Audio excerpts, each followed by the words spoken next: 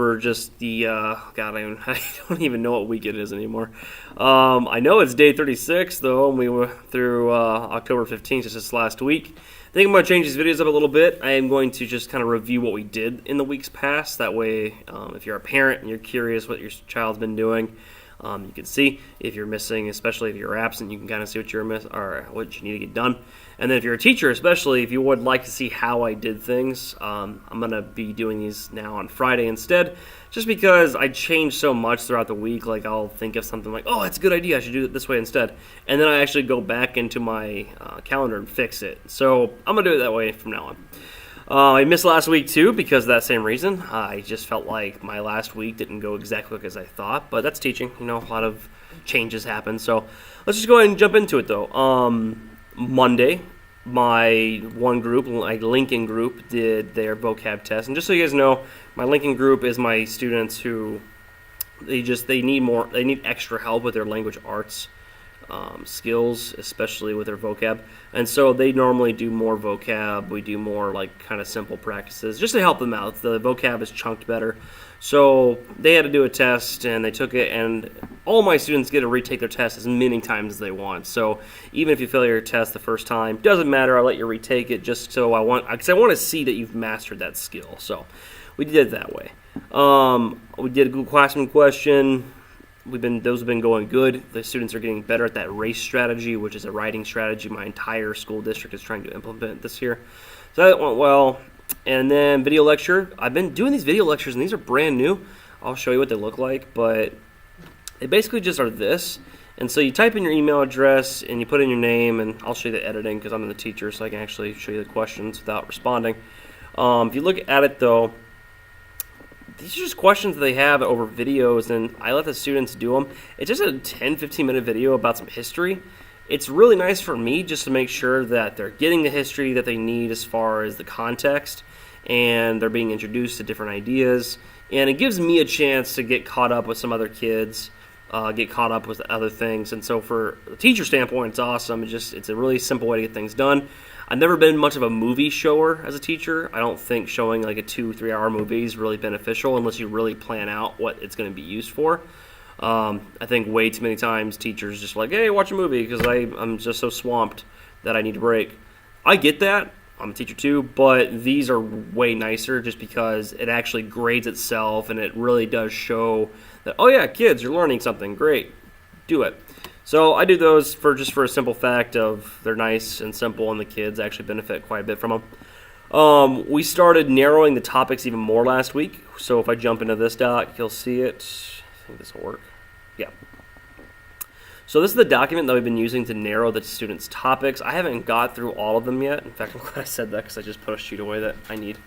Okay, use that again. So the students are continuing to narrow their topics, and they pick their groups too. But this is basically just gives them more information about the time period around their topic, and I do that with these two activities.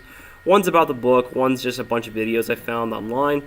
And again, it's just a way for the students to understand that with context, like, your topic did not happen in a vacuum. A bunch of other stuff happened around it, and we need to know that. And so I have these activities for students to watch and read, and they fill out these little blocks just describing like, hey, these people existed in this time period, and they were pretty influential. Like if a kid's doing the Civil War, even if they're focusing on, like, say, nursing, they should still know who Abraham Lincoln is because that was a pretty influential person. So we did that, and then, let's see, that was due on Friday, and most of the students turned it in. I still have a few stragglers, which this come Monday, they'll have to work on that. And then we started talking about choosing partners. This is not the first time I brought it up, but it's the first week I really started pushing it harder. And so most of our students have partners now, which is really cool. It's been a really fun time. I'll try to show the groups here soon to my parents and any teachers who are interested. So going down to Tuesday, we did another primary source video, and see, I hadn't even hyperlinked this one yet. I need to, but we did a primary source video. Those have been going good too. I think I've been making this sheet now, and this kind of just organizes all the videos with the skills. And so I'm going to do this more and more. I think I'm going to try to use this mostly to organize myself. Like, I use this to figure out, like, oh, I haven't done a lot of corroboration right here, so I need to do more of that. It just kind of helps me keep organized. So that's what I've been doing. Let's see. We'll go back.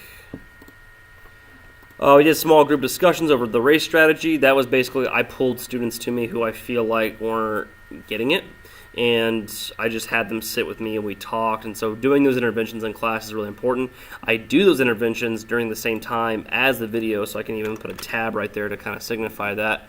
So again, like doing this flipped classroom, I'm not a big proponent of giving kids extra videos to watch after school. My opinion is the kids need to be doing the work and homework and all that stuff in school as much as possible. So as those kids are watching the videos in class, I'm working with a different group, getting them caught up. There was a Google Classroom question posted. We did more of the surveying narrow topics, and these two things pop up more and more because we brought it up every single day, just as either a reminder or giving them some work time. Again, Wednesday, they did the work time. We did a plague doctor analysis. I don't know if I have any laying around. Oh, yeah, I do. Let's see if we can find a no-namer. Here we go. So we did this called plague doctor analysis. The students had to analyze the source and come up with a skill, and I just tested that right away. I like doing those little small things instead of big tests because I feel that tests put unnecessary stress on students, especially if they can't make them up again. Now, I do give tests, and the students know that, but we really do focus on the skills a lot before we jump into the tests. So really, the students should confidently be able to go into a test and feel pretty good about it. And that's what I think tests are all about. You should be able to go into it and know, like, I'm going to do well. It's more of like challenging myself to do even better than I can think of doing. That being said, some students are going to freak out about it no matter what, so we work around that as best we can. We did do a classroom discussion about Columbus Day, which is really cool. I'm hoping to post pictures about it on Instagram and a few other places, but I basically did like a YouTube discussion, plus I also did like a whiteboard out in the hallway. And so I drew like 3 different sides. Like one was, do you want to do Columbus Day? And then the other one was, do you want to do Native American Day? And then the other one was like, do you want to do something different? And we all talked about it and chose sides. Each day I gave them more resources to figure it out. I will try to find that video just to kind of show you quickly what it looked like as far as like our online discussion. Thursday we did the same things, more narrow topic stuff, choosing partners. There's a classroom question.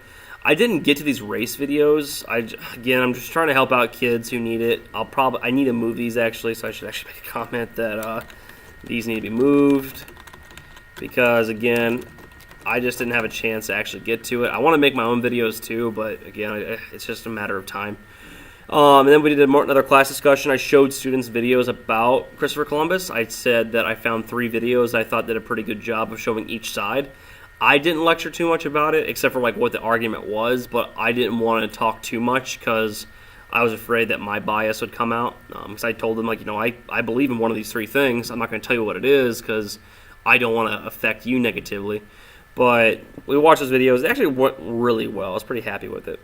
Okay, moving down to Friday, mandatory vocab tests. I actually didn't get to a lot of them, as I should have. So again, this Monday's going to be kind of a catch-up day for me with those kids.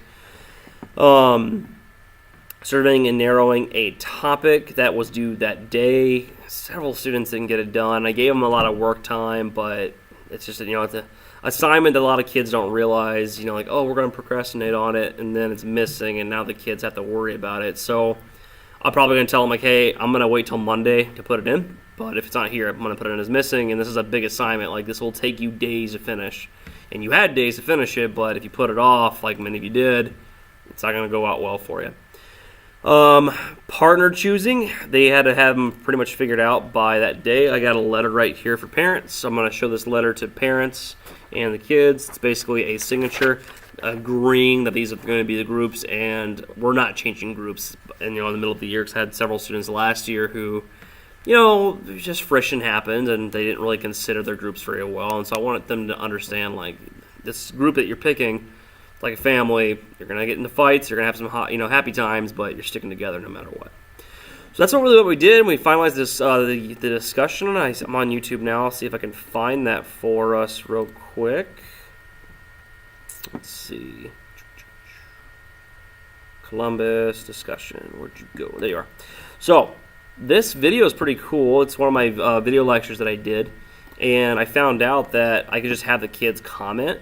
And so if I scroll down, you can actually see all 273 comments. These are pretty much all my students. I didn't see anybody else on here. Yeah, no, these are all the kids, and they commented to each other. I mean, they replied back and forth. It was pretty cool. It was a really fun way for them to see exactly how a conversation should look, where it's backed up with evidence, it's appropriate, all those things. That being said, I know that anyone can comment on this, and so I do sometimes worry like, oh crap, what if somebody comes on here and makes inappropriate comments? But it's life, and we will roll with it the best way we can. I think if that happens, then we just show those kids like we don't need to interact with that kind of vulgarity. We can either report it, remove it, and then continue to focus on what matters. So that's it for me. That was 10 minutes. That was a week. Again, I'm going to try to do these now on Fridays instead, just to actually help out. And if anybody has any questions about any of this stuff, let me know. The links are all in the video description. I attach the thing that's called Research Part 3. Is this entire document right here. And I put this link into the video description, so you should have access to everything. If you don't and you want to have access or you need something, please let me know, and I'm happy to share any of these materials with any teacher who wants to get better. And if you're a parent and you have questions, please let me know too. All right, guys, that is it for me. I'm going to find the button. All right, here we go. Have a great day. Enjoy the rest of the week, and take care. Bye.